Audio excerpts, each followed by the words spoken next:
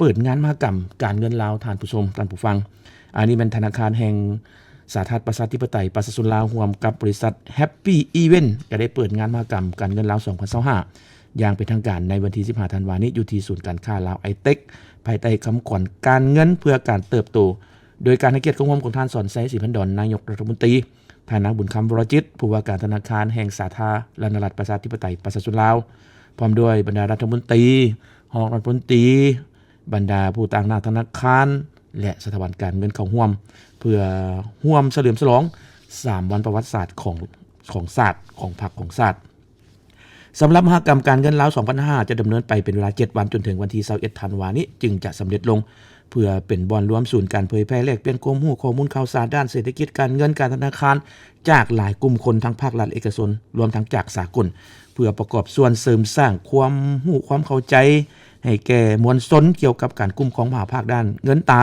การพัฒนาด้านการบริการของระบบสถาบันการเงินเทคโนโลยีด้านการเงินของหน่วยธุรกิจอยู่ลาวในปัจจุบันและท่าเอียงในอนาคตบทเรียนและท่าเอียงของการพัฒนาเทคโนโลยีด้านการเงินอยู่ภาคพื้นและสากลการส่งเสริมการเข้าถึงแหล่งทุนเข้าถึงการบริการด้านการเงินรูปแบบต่างๆการปกป้องผู้บริโภคทางด้านการเงินพร้อมนี้ยังเป็นการสร้างเงื่อนไขให้ภาครัฐเอกชนโดยเฉพาะในระบบสถาบันการเงินของลาวนี่ได้มีโอกาสเฮ็ดเวียกร่วมกันอย่างใกล้ชิดและทั่วถึงหลายขึ้นเพื่อให้บรรลุจุดประสงค์ต้นต่อที่วางไว้เคียงคู่กับการจัดวางแสดงของ83หัวหน่วยภายในงาน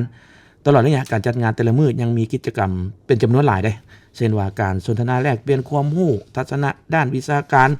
ระหว่างบรรดาผู้ที่มีความชำนาญจากหลายคงเขตในหลายหัวข้อที่เห็นว่ากำลังเป็นที่สนใจอยู่ในระดับประเทศและระดับสากลเป็นต้นก็แม่นข้อมูลข่าวสารเกี่ยวกับทรัพย์สินดิจิทัลอยู่ลาวท่าเอียงการพัฒนาด้านการเงินภายใน3-5 ปีต่อหน้าทิศทางการพัฒนาการเงินสีเขียวการแก้เกี่ยมความพร้อมของระบบธนาคารในยุคดิจิทัลสภาพการพัฒนาของตลาดทุนคือนโยบายส่งเสริมด้านแหล่งทุนของภาครัฐและให้แก่จุลวิสาหกิจขนาดกลางและน้อยรวมทั้งทักษะด้านการเงินและสร้างเงินไขอำนวยความสะดวกสำหรับการลงทุนเพื่อผู้ประกอบการใหม่ข้อมูลข่าวสารเกี่ยวกับการปกป้องผู้บริโภคด้านการเงินข้อมูลเกี่ยวกับการประเมินคุณภาพของธนบัตรหรือว่าใบเงินนั่นเองและเคียงคู่กันนี้ภายในงานยังได้เปิดโอกาสให้วัยหนุ่มเยาวชนได้เข้าร่วมแข่งขันวัดแทกระดับความรู้ความสามารถด้านการเงินการธนาคารการคำนวณคณิตศาสตร์การวางแผนด้านการเงินเพื่ออนาคตการแต้มรูปการแสดงศิลปะและด้านความคิดสร้างสรรค์พร้อมนี้ยังมีกิจกรรมช่วยเหลือสังคมเช่นว่าการบริจาคเลือดให้สภากระแดงลาวมีการแจกเครื่องเทนึกเนาะแล้วก็เครื่องจากแต่ละหัวหน่วยที่เขาร่วมวางแสดงสำหรับมหกรรมการเงินลาวครั้งนี้คาดว่าจะสามารถเป็นประโยชน์ให้ผู้เข้าร่วมทุกกลุ่มคนที่สนใจเริ่มเรียนรู้เกี่ยวกับการคุ้มครองมหาภาคด้านการเงินการบริการต่างๆของระบบสถาบันการเงินการพัฒนาเทคโนโลยีด้านการเงินรวมทั้งผู้ที่ต้องการต่อยอดความรู้ที่มีอยู่แล้วให้หลากหลายกว้างขวางและลึกซึ้งหลายขึ้นในทางการขบวนวิวัฒน์แห่งการพัฒนาที่เปลี่ยนแปลงไว้และต่อเนื่องทั้งมีความสลับซับซ้อนหลายขึ้น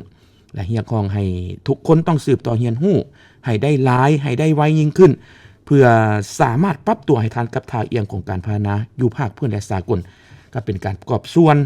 จัดตั้งปฏิบัติแผนพัฒนาเงินตราแผนพัฒนาระบบสถาบันการเงินก็คือแผนพัฒนาเศรษฐกิจสังคมแห่งชาติให้บรรลุได้ตามคาดหมายมีประสิทธิผลสูงในชีวิตการเป็นอยู่ของประชาชนนับมือมีความผาสุกยิ่งขึ้นไป